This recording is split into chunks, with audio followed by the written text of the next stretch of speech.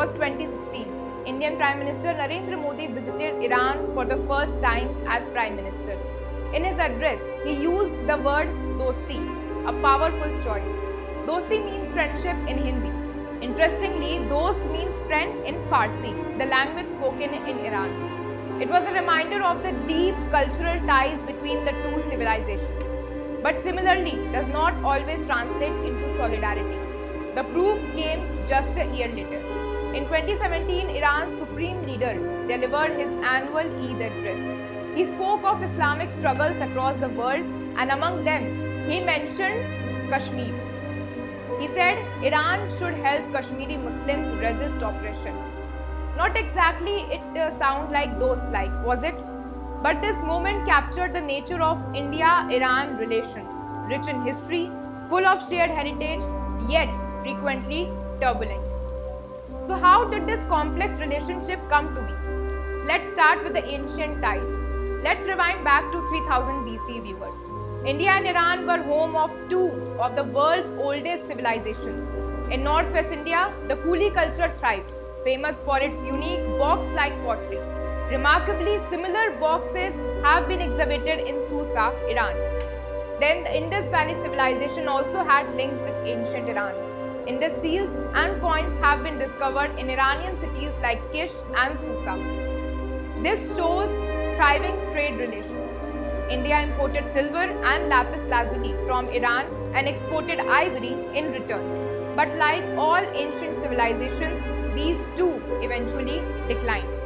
Then comes around 2000 BC, new settlers arrived, the Aryans, originally Central Asian nomads. They split into two groups. One moved into the Iranian plateau, the other into the Indian subcontinent. Same origin, two different directions. Interestingly, ancient texts hint at what might have pushed them out. The Vedas of India speak of a great flood of water. The Avesta, Iran's Zoroastrian scripture, describes a flood of ice. Possibly the same event seen through different lenses. Zoroastrianism, once Iran's state religion, eventually gave way to Islam, but more on that later.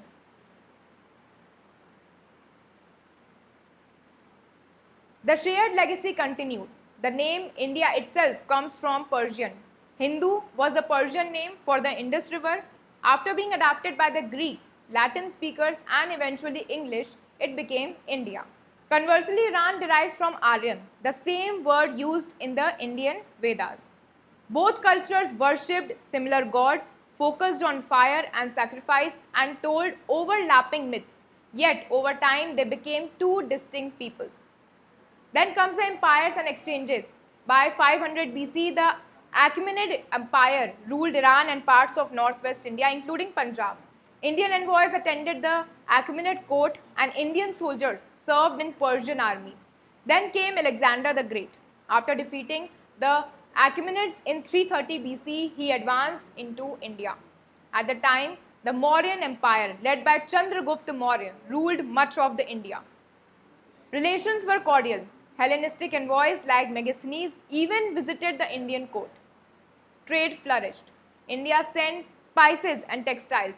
Iran sent back gold and silver.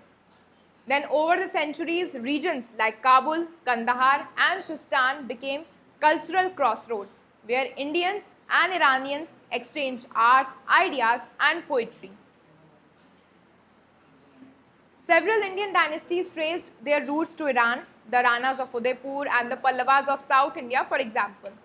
Then comes the arrival of Islam. In 650 AD, Arab armies swept into Iran, introducing Islam. Over time, Iran became a Shia Muslim country. India too came under Muslim rule, first the Delhi Sultanate, then the Mughals. By the 16th century, two great empires ruled the region, the Safavids in Iran and the Mughals in India. Their relationship was complex.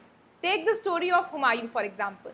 In 1540, the Mughal emperor lost his kingdom to Afghan general Sher Shah Suri. After being rejected by Indian allies, he sought refuge in Iran. The Safavid ruler welcomed him, gave him military support, and helped him reclaim the empire. During his stay, viewers, Humayun was enchanted by Persian culture. When he returned to India, he brought Persian artists, Persian architects, and administrators with him. Persian even became the official language of the Mughal court, even though it was not familiar to India. Then comes the British era and the divergence. Things changed with colonialism. India fell entirely under the British control. Iran, meanwhile, was carved up by Russia and Britain into spheres of influence. When independence came, the divergence deepened. India was partitioned, it lost its direct border with Iran as Pakistan emerged between them. Ideologically, they drifted further apart. Iran's Shah became a key Western ally, joining the US-led Central Treaty Organization alongside Pakistan. India, in contrast, remained non-aligned, leaning toward the Soviet bloc. Iran became the first country to recognize Pakistan, supporting it in both the 1965 and 1971 wars with India. In 1965, Iran even helped safeguard Pakistan's air force. Understandably, India viewed Iran with suspicion.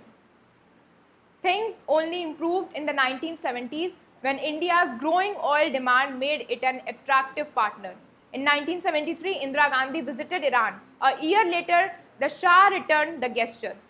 But in 1979, Iran underwent a seismic shift, the Islamic Revolution. The Shah was overthrown and a theocratic regime took over. India largely stayed indifferent to this change. Then comes the convergence in the 1990s. By the 1990s, Iran and India found a common cause, that is Afghanistan. Pakistan's support for Taliban, a Sunni extremist group, became a threat to both India and Iran. India and Iran jointly backed the anti-Taliban Northern Alliance. This cooperation brought them closer. Today, Iran offers India access to Central Asia, bypassing Pakistan. It also offers strategic depth in West Asia, an area otherwise dominated by Arab countries with strong military ties to Pakistan. For Iran, India is a valuable market. At its peak, India was importing nearly 5 lakh barrels of oil per day from Iran. But Iran also fears over-dependence on China, which has pledged $400 billion in investment, an amount that could limit Iran's autonomy. Keeping India close helps Iran hedge its bets. Now, what's the next? In 2019, India stopped buying oil from Iran, owing to US sanctions. Was that necessary? Possibly not, viewers. Iran, like India, is a proud civilization with a long memory. It doesn't take well to half-hearted commitments. If India wants a strong partner in West Asia, it must treat Iran as a long-term ally, not just as a convenience. History offers a strong foundation, but in today's world, strategy will decide the future.